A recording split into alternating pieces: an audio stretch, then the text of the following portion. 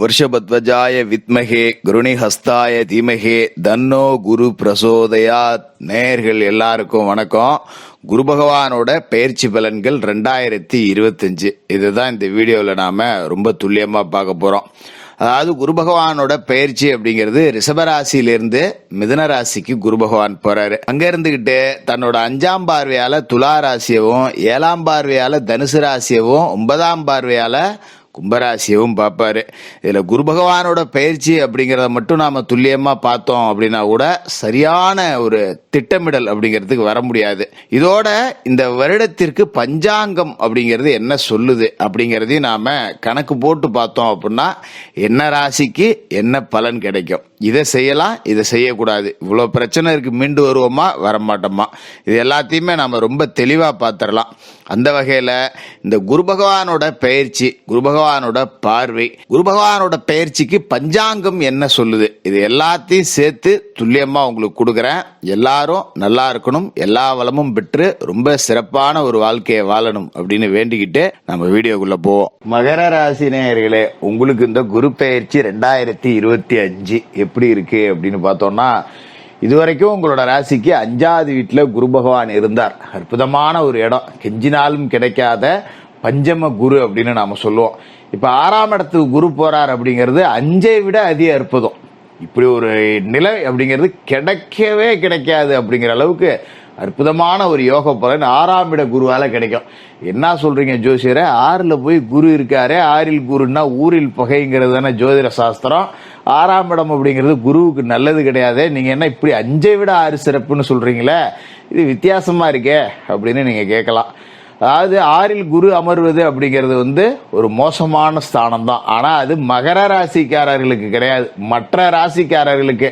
யாருக்கு போய் 6ல குரு இருந்தாலும் அது தப்பான இடம் தான். மகர ராசிக்காரர்களுக்கு மட்டும்தான் குரு 6ல போய் உட்கார்ந்தாருன்னா அது அதி உன்னதமான இடம் அப்படிங்கிறது. என்ன காரணம் அப்படின்னு பாத்தீங்கன்னா, மகர ராசியை பொறுத்த வரைக்கும் குரு பகவான் யாருன்னு பாத்தீங்கன்னா 12வது வீட்டுக்கு அதிபதி, 3வது வீட்டுக்கு அதிபதி. அப்ப இந்த மறைவு ஸ்தானங்களுக்கு அதிபதி தான் மறைகிறார். 12ஆம் இட அதிபதி 6ல் மறைகிறார் அப்படின்னா அது விபரீத ராஜயோகம். 3ஆம் இட அதிபதி போய் 12ல மறைகிறார் இல்ல 6ல மறைகிறார் அப்படின்னா கூட அதுவும் விபரீத ராஜயோகம். இப்ப இவர் 3க்கும் அதிபதி, 12க்கும் அதிபதி. மகர ராசிக்காரர்களை பொறுத்த வரைக்கும் தனுசு ராசிக்கும் மீன ராசிக்கும் 12க்கும் 3க்கும் அதிபதி. இந்த 2 இடங்களுக்குமான அதிபதி போய் 6ல மறைகிறார் அப்படின்னா இது விபரீத ராஜயோகத்தையும் கடந்த விபரீத சக்கரவர்த்தி யோகம். அப்ப உங்களை சக்கரவர்த்தியா வாழ வைக்க போற ஒரு யோக அமைப்பை தான் குரு பகவான் கொடுப்பாரு. அந்த சினிமாவெல்லாம் சொல்லுவாங்கல்ல, ஆசை வார்த்தை காட்டுற மாதிரி சக்கரவர்த்தியா வாழ போறாங்க அப்படின்னு.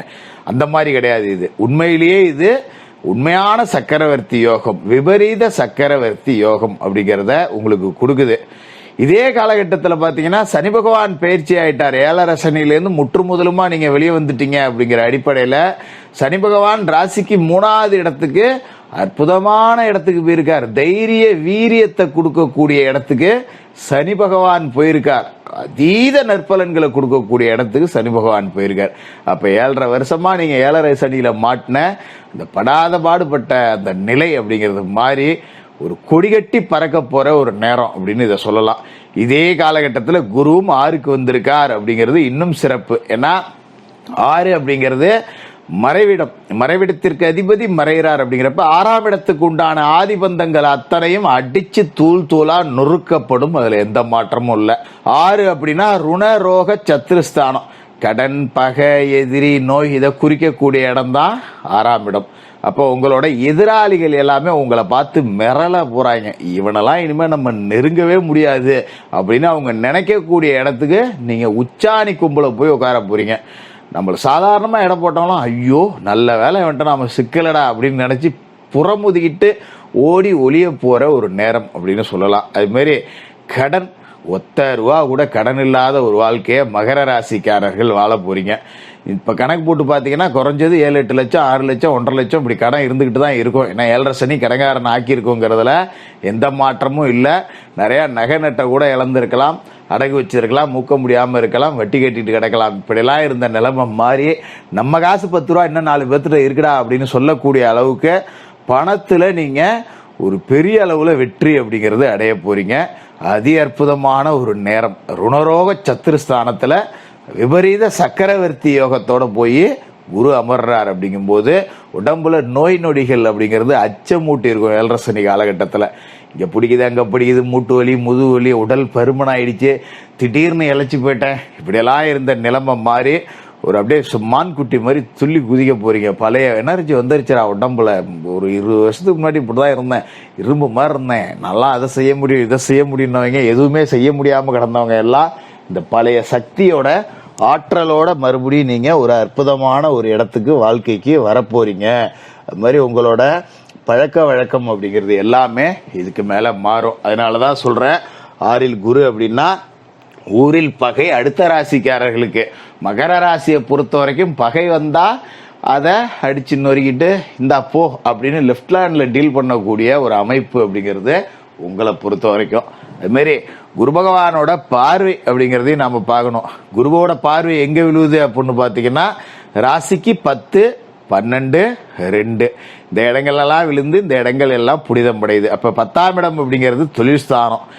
என்ன தொழில் உங்களுக்கு தெரியும், என்ன செய்யணும்னு நீங்க நினைக்கிறீங்க, இதெல்லாம் வாழ்க்கையில செய்யணும் அப்படின்னு ஒரு குறிக்கோள் வச்சிருந்திருப்பீங்க இல்லையா? தொழில் ஒண்ணு ஆரம்பிச்சுடா, ஒரு கடை ஒண்ணு வைக்கணும்டான்னு ஏதாவது ஒண்ணு வச்சிருந்திருப்பீங்க பாத்தீங்களா? அதை தொடங்கி அதுல நீங்க ஒரு முக்கியமான ஆளு அப்படிங்கிற அளவுக்கு நிரூபிச்சு காட்ட போறீங்க உலகத்துக்கு. ஏற்கனவே தொழில் செஞ்சுக்கிட்டு அது மந்தமா இருந்தா கூட இப்ப அது டாப்ல போய் நிற்கும். உங்களோட தொழில் என்ன தொழிலா இருந்தாலும் சரி, அந்த துறையில சாதித்த ஒரு நபர் அப்படிங்கிற 10 பேரை எடுத்தோம்னா உங்க பேரும் அதுல நிச்சயமா இருக்கும். அப்படிங்கிற இடவுக்கு தொழில நீங்க சாதிக்க போறீங்க அப்படிங்கிற அமைப்பை காட்டுது. அது மாதிரி 12ஆம் இடத்துல குரு பார்வை. வீடு கட்டலாம், மனை வாங்கலாம், பெரிய நிலபுலன்கள் வாங்கலாம், பெரிய சொத்துக்கள்லாம் சேர்க்கலாம். வீடுனா சாதாரண வீடு இல்லை, 2 மாடி 3 மாடி ஒரு பங்களாவோட ஒரு காரோட நிக்கிற மாதிரி பெரிய பங்களா கட்டக்கூடிய அமைப்பு அப்படிங்கறதெல்லாம் இந்த காலகட்டத்தில் இருக்கு. ஏன்னா சனி சாதகமா இருக்கு, குரு சாதகமா இருக்கு, அடுத்து வர போற ராகு கேது பயிற்சி அதை விட சாதகமா இருக்கு. பல பேர் உங்களை பயமுறுத்தலாம், அதெல்லாம் ஒண்ணுமே கிடையாது, அடிச்சு தூக்கிட்டு போயிட்டே இருப்பீங்க. அதனாலதான் நான் அடிச்சு சொல்றேன், பெரிய ஒரு வசதியான வாழ்க்கை அப்படிங்கிறத வாழ போறீங்க. அதாவது பொதுவாகவே மகர ராசிக்காரர்களுக்கு பிற்பகுதி வாழ்க்கை தான். 30-32 வயசுல உள்ளவங்களுக்கு இதை சொன்னா ஏத்துக்க முடியாது. ஆனா நீங்க இந்த வருஷத்துல வாழ போற வாழ்க்கையை பார்த்தீங்கன்னா உங்களுக்கு நான் சொன்னது சரி அப்படிங்கறது புரியும். அப்படி ஒரு வாழ்க்கை அப்படிங்கிறத நீங்க வாழ போறீங்க. அதே மாதிரி சில பேருக்கு ஏதாவது விபரீத சொத்து சேர்க்கை இருக்கும், எங்க இருந்தாவது வரும். உழைக்காம கிடைக்கக்கூடிய பணம், அதுக்காக உழைக்காம கிடைக்கும்னா இங்கே கூரையை பிச்சுட்டு கொட்டலாம் அவசியம் கிடையாது உங்களுக்கு. ஆனா திடீர்னு ஒரு வாய்ப்பு வரும். திடீர்னு பாத்தீங்கன்னா போன வாரம் என்கிட்ட 10 ரூபா விடலடா, இந்த வாரம் என்கிட்ட 10 லட்சம் இருக்குடா அப்படிங்கிற அளவுக்கு தான் வளர்ச்சி அப்படிங்கிறது இருக்கும். அதுக்கான வாய்ப்பு கிடைக்கும், அதை சரியா பயன்படுத்திங்க. அது மாதிரி ராசிக்கு 2ஆம் வீடு தனவாக்கு குடும்பஸ்தானத்துல குரு பார்வை விழுது. இது ரொம்ப நல்லது. ஏன்னா குரு பயிற்சிக்கு அடுத்த 4 நாள்ல ராகு கேது பயிற்சி இருக்கு. ராகு 2ஆவது வீட்டுக்கு வரார். ராகு தனவாக்கு குடும்பஸ்தானத்துக்கு வராருன்னா நமக்கு பேச்சுல கோபத்தை கொடுப்பாரு, புட்டிச்சு காய்ச்சி மூச்சுட்டு கத்தி போடுறது, அதால நமக்கு பிரச்சனை வரும். ஆனா குரு பார்க்க புனிதப்பட்டதால பேச்சை வச்சுதான் இனிமே நீங்க சம்பாதிக்க போறீங்க. பேச்சை மூலதனமா கொண்டு தொழில் செய்யக்கூடியவர்கள் எல்லாம் சாதனை படைக்க போறீங்க. ஒரு மீடியாவில் இருக்கேன், பேச்சாளராக இருக்கேன், போறேன் வரேன் அப்படின்னா அதுக்கான வாய்ப்பே இப்பதான் உங்களுக்கு கிடைக்கும். இவ்வளவு நாளா கிடைக்கல, இப்ப கிடைச்சிருக்கடா, இதை வச்சு சாதிக்கிறேன்டா, பாத்துருவோம்டா நீயா நானு அப்படின்னு இறங்கி சாதிக்கக்கூடிய அற்புதமான நேரம். அது மாதிரி குடும்பஸ்தானம் அப்படிங்கறதால குடும்ப முயற்சி, குடும்ப முன்னேற்றம் அப்படிங்கறதெல்லாம் ரொம்ப உச்சத்துல இருக்கும். ஊர்லயே 10 பேர் பாராட்டக்கூடிய அளவுக்கு உங்களோட வாழ்க்கை அப்படிங்கிறது ரொம்ப அதி உன்னதமா இருக்கும். கிட்டத்தட்ட ஒரு 8 வருஷத்துக்கு பிறகு மூச்சு விட முடியாம நடந்தையில கோமாவில கிடந்த மாதிரி கிடந்த மகர ராசிக்காரர்கள்லாம் எழுந்திருக்க போறீங்க. எப்படி எந்திரிக்க போறீங்க? விஸ்வரூபம் எடுத்து எந்திரிக்க போறீங்க. அப்படி ஒரு அற்புதமான குரு பயிற்சி, அற்புதமான சனி பயிற்சி நடந்து முடிஞ்சிருக்கு. அற்புதமான ராகு கேது பயிற்சியும் வரப்போகுது. எல்லாம் சேர்ந்து உங்களை மகர ராசிக்காரர்களை சிகரமேற வைக்கும்ங்கிறதுல மாற்றமே இல்லை. உங்களால முடிஞ்ச உதவிகளை எப்பவும் போல ஏலபாளைகளுக்கு செஞ்சுக்கிட்டு இருங்க. இனிமே உங்களோட ஆட்டம்தான். மகர ராசிக்காரர்களுக்கு வாழ்த்துக்கள்.